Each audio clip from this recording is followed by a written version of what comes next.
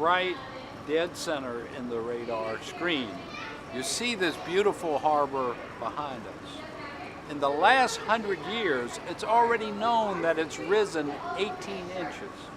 Over the next 30 to 40 years, it's projected it could easily rise another 1.5 to 2.5 feet, 18 to 30 inches. So if you look at the existing, quote, nuisance flooding that we have, if you add another 2 feet on top of that, it's projected that downtown Charleston and major parts of West Ashley and really coastal South Carolina could not only have nuisance flooding, but flooding that directly impacts our daily lives.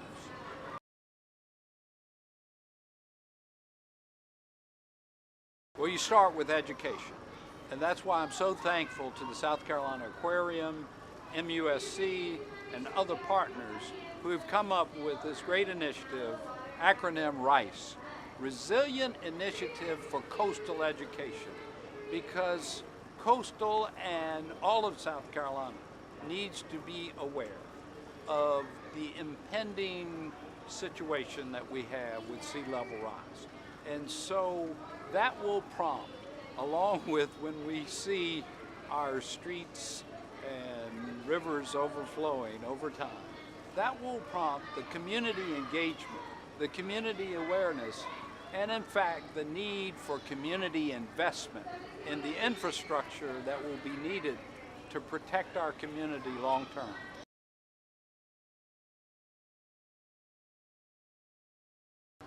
Well, Charleston is an extremely resilient community. We were founded in 1670. We've seen wars, occupations, natural disasters, hurricanes, earthquakes, even tornadoes over time. We're still recovering from slavery, Jim Crow, racism. A year ago, we had the terrible tragedy at Mother Emanuel Church. We show resilience. We show that we are a community that will answer the call when a crisis or a tragedy occurs. Now, this case is a little different because it's pervasive and it's slow over time. You don't see it overnight. You know, there wasn't like a storm blasting through here. It's taking decades for the results of this sea rise to come upon us. And so, shame on us if we don't plan for it. We know it's coming. So part of resiliency in this case is looking forward to the future and realizing that we've got a pending situation that we need to rise to the occasion and get prepared for our community long term.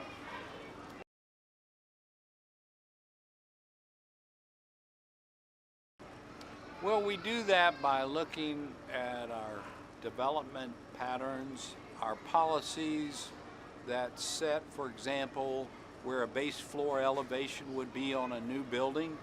And FEMA has certain rules about such things, but I'm promoting in the city of Charleston, and we should be coming forward with proposals soon, to go above and beyond what FEMA recommends, because we realize in the coastal regions that we have an extra foot or two to deal with that other areas may not. So you look at your policies of development and redevelopment. So when even a historic structure is renovated, you know, looking at where that base floor elevation needs to be, and properties that were built in the wrong place. I mean, one mitigation may be that we have to purchase some of those properties, and we're applying for grants to do that in some properties that were flooded out last October. So it's a combination of planning policy and building codes to prepare for the future.